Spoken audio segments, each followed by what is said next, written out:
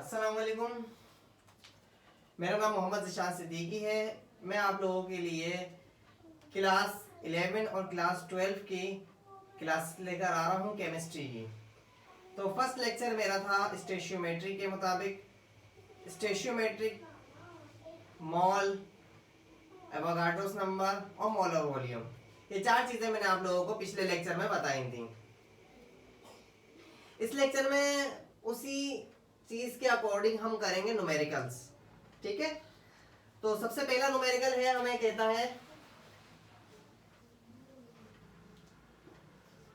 पहले न्यूमेरिकल का हम डेटा बनाते हैं। सही है, तो पहले न्यूमेरिकल में हमें कहता है कि नंबर ऑफ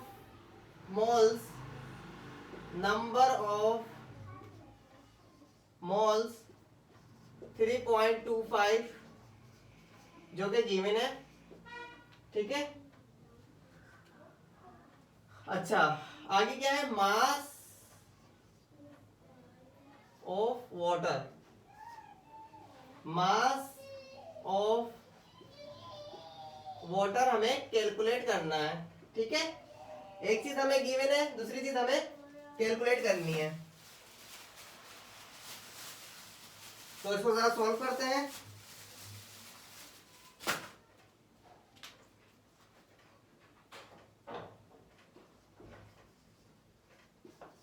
अच्छा, जैसा कि आप लोग जानते हैं कि वाटर का मॉलिक्यूलर मास किस तरीके से निकाला जाता है।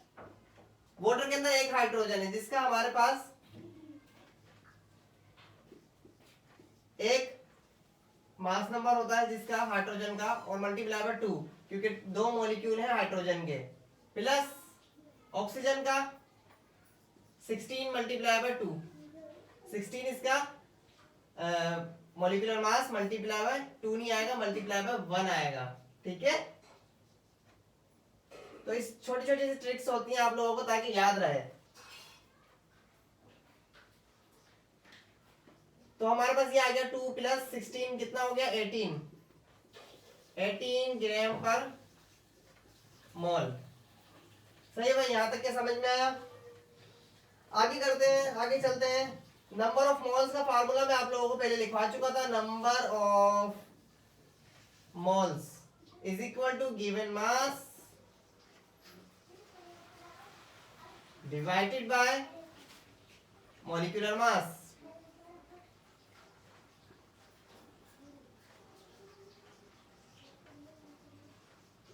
ठीक है, तो गिवन मास हमें कितना दिया हुआ है, हमें दिया हुआ है यहां पर मोल्स। ठीक है, और दूसरी चीज हमें मास जो है वो मालूम करना है। तो हम क्या करेंगे, जब हमें मास मालूम करना है तो हम यहाँ पर मॉलिक्यूलर मास मल्टीप्लाई डिवाइड हो रहा है, यहाँ पर आकर क्या हो जाएगा, मल्टीप्लाई। तो हमारे पास मास आ जाएगा, mass is equal to number of moles multiply by, क्योंकि यहाँ डिवाइड हो रहा था, मॉलिक्यूलर मास। ठीक है, अच्छा भाई, क्या किया हमने अब तक? हमने अब तक किया, हमारे पास नंबर ऑफ मोल्स वाटर के गिवन थे। ठीक है, और हमें जो निकालना था वो मास निकालना था। Mass of water is equal to number of moles, हमारे पास कितने हैं, 3.25 ये मोल्स है, मल्टीप्लाई बाय मॉलिक्यूलर मास हमने कितना निकाला है, 18। ठीक है, तो हमारे पास जो आंसर आ रहा है इसका वो कितना आ रहा है, 58.5 ग्राम।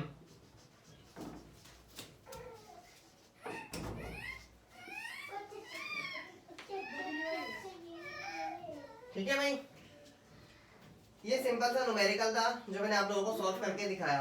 इस तरीके के कई न्यूमेरिकल्स आप लोग सॉल्व कर सकते हैं, और सॉल्व करके मुझे कमेंट्स में न्यूमेरिकल शेयर कर सकते हैं, उसका आंसर शेयर कर सकते हैं। ठीक है, आगे चलते हैं।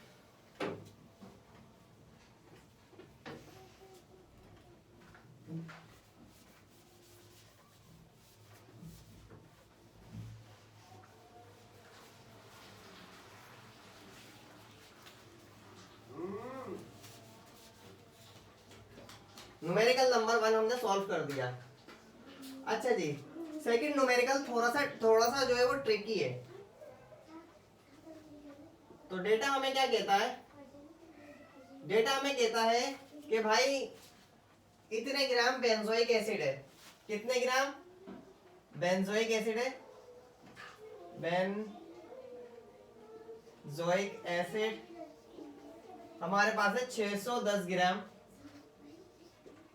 ठीक है, हमें क्या मालूम करना है, नंबर ऑफ मोल्स नहीं, नंबर ऑफ मॉलिक्यूल्स मालूम करना है। Number of molecules is equal to question mark. अच्छा भाई, अब इस सवाल को अगर आप कर लेंगे ना तो आप लोगों को स्टोइचियोमेट्रिक करने की बहुत सारी ट्रिक्स समझ में आना शुरू हो जाएंगी। ठीक है, तो सोल्व करवाता हूं मैं।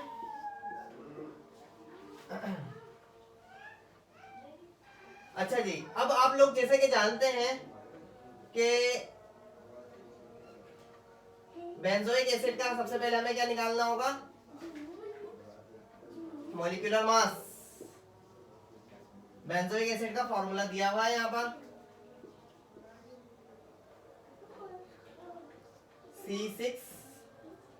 C7H6 और O2। तो 12 multiply by 7 plus 1 multiply by 6 plus 16 multiply by 2, ये आ गया हमारे पास 84 प्लस 6 प्लस 32, जो आ गया हमारे पास तकरीबन 122 ग्राम पर मोल। ठीक है, ये हमने क्या निकाल लिया, 122 ग्राम पर मोल मॉलिक्यूलर मास।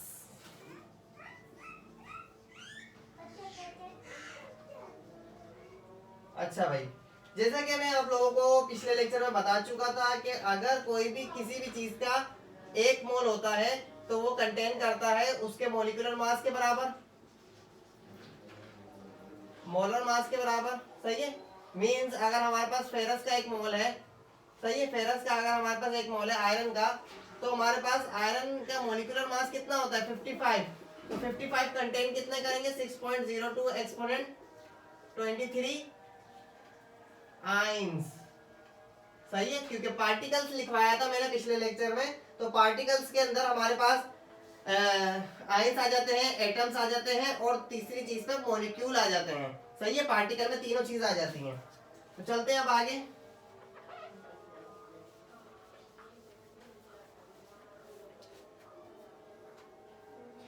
अच्छा जी, अब हम जानते हैं कि 122 ग्राम के अंदर C7H6O2 बराबर होगा 6.02 एक्सपोनेंट 23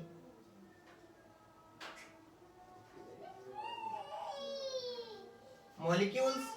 सही है भाई, अब हम जानते हैं कि 122 ग्राम, क्योंकि इसका मॉलिक्यूलर मास है तो इसके अंदर 6.02 एक्सपोनेंट 23 मॉलिक्यूल्स होंगे। लेकिन हमें कितने में निकालना है, हमें जो निकालनी है चीज वो 610 ग्राम के अंदर निकालनी है। तो क्या करेंगे, 1 ग्राम के अंदर कितना होगा, 6.02 एक्सपोनेंट 23। अच्छा, यहां पर जो है वो 1 ग्राम के लिए निकल जाएगा, ये आ गया क्या, मॉलिक्यूल। ठीक है भाई। अच्छा, अब हमें मालूम करना है कितना, 610 ग्राम के लिए 6.02 एक्सपोनेंट 23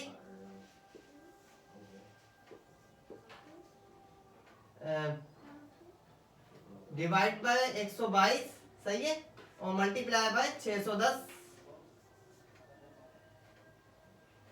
ठीक है, मॉलिक्यूल। अच्छा, इसका जो आंसर आ रहा है वो आ रहा है 30.1 एक्सपोनेंट 23 मॉलिक्यूल्स। अच्छा भाई, अगर इसकी जगह हमें दिया हुआ होता 122 ग्राम बेंजोइक एसिड के अंदर कितना चाहिए, तो हम क्या करते, 122 को ही मल्टीप्लाई करते, 122 को ही डिवाइड करते, तो हमारे पास इसके मॉलिक्यूल्स आ जाते कितने, 6.02 एक्सपोनेंट 23 मॉलिक्यूल्स।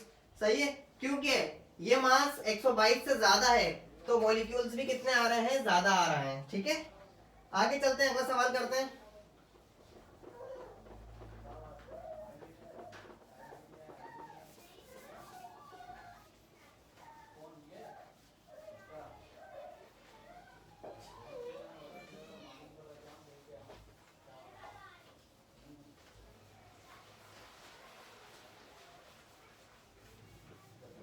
बोर्ड को अच्छे से रब कर लिया है।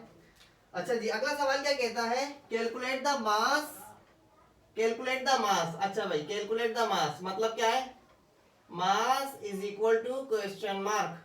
ठीक है,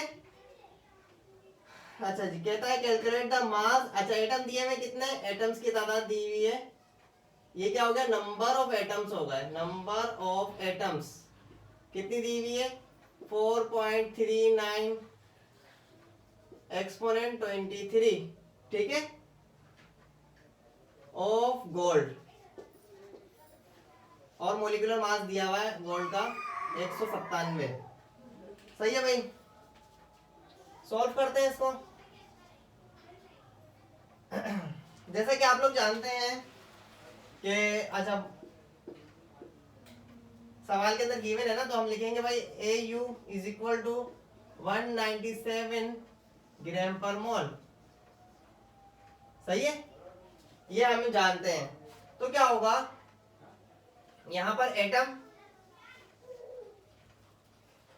कितने दिए हुए, 4.39 एक्सपोनेंट 23।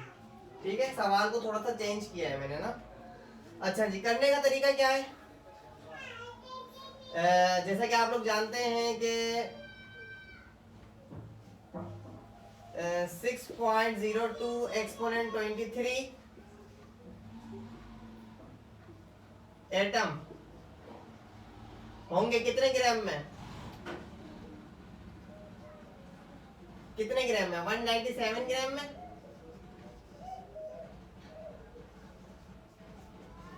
ठीक है, अब हमें क्या निकालना है, एक एटम कितने ग्राम में होगा, तो हम क्या करेंगे भाई, एक एटम में कितने ग्राम्स आएंगे,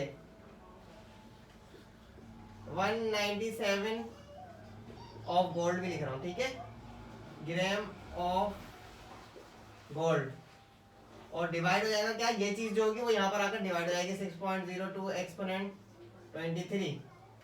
सही है, अब हमें कितने में चाहिए, हमें चाहिए 4.39 एक्सपोनेंट 23 में,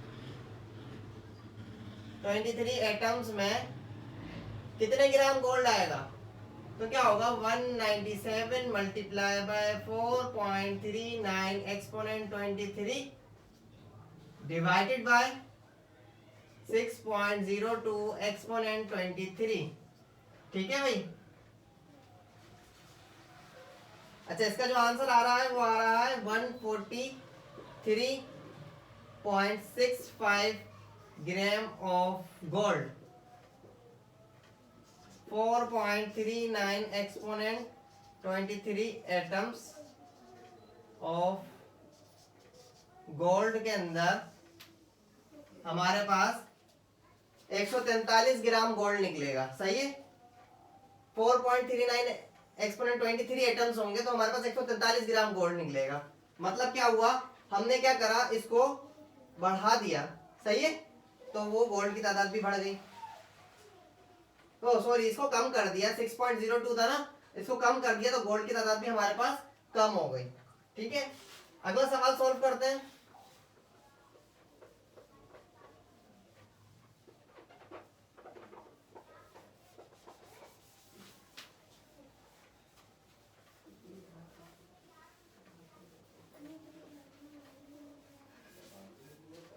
अगले सवाल में कहता है calculate the number of moles. अच्छा भाई, चौथा सवाल है, लास्ट सवाल है लेक्चर का। कहता है calculate the number of moles, number of moles is equal to question mark. ठीक है, और कहता है भाई हमें एटम्स दे दिए हैं, एटम्स की तादाद दे दी है जो है 2.35 एक्सपोनेंट 25, ठीक है, ऑफ एल्यूमिनियम। सही है भाई। अब जैसे कि आप लोग जानते हैं, सॉल्व करते हैं इसको जरा। जैसे कि आप लोग जानते हैं कि 6.02 एक्सपोनेंट 23 जो है वो एटम्स कितने में होंगे? 1 मोल में। सही है, 1 मोल में। अच्छा, यहाँ पर हम जो है वो एटॉमिक मास से नहीं निकाल रहे, ठीक है, मॉलिक्यूलर मास से नहीं निकाल रहे, क्योंकि हमें मोल्स चाहिए, हमें चाहिए ही मोल्स। हम ग्राम की तरफ क्यों जाए और नीचे की तरफ क्यों जाए? तो हम जो है वो ऊपर ऊपर काम कर रहे हैं और ऊपर ऊपर इसको सॉल्व कर देंगे। मोल ऑफ गोल्ड, ठीक है। आगे चलते हैं तो 1 एटम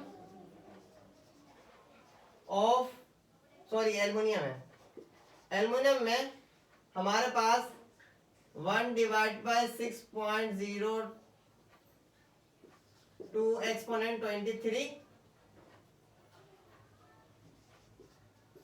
मोल्स ऑफ एल्युमिनियम होंगे, ठीक है।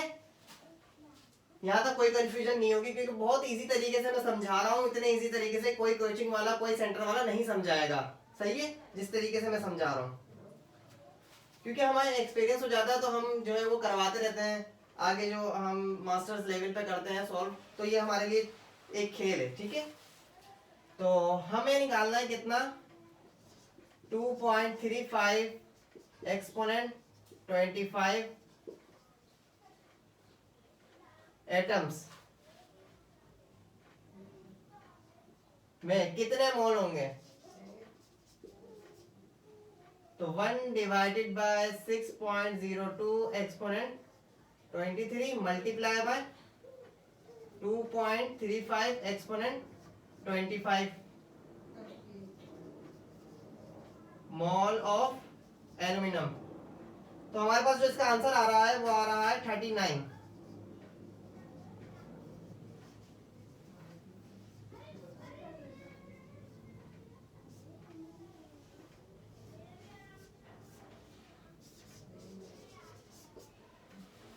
वीडियो में कोई कंफ्यूजन हो तो आप कमेंट्स कर सकते हैं।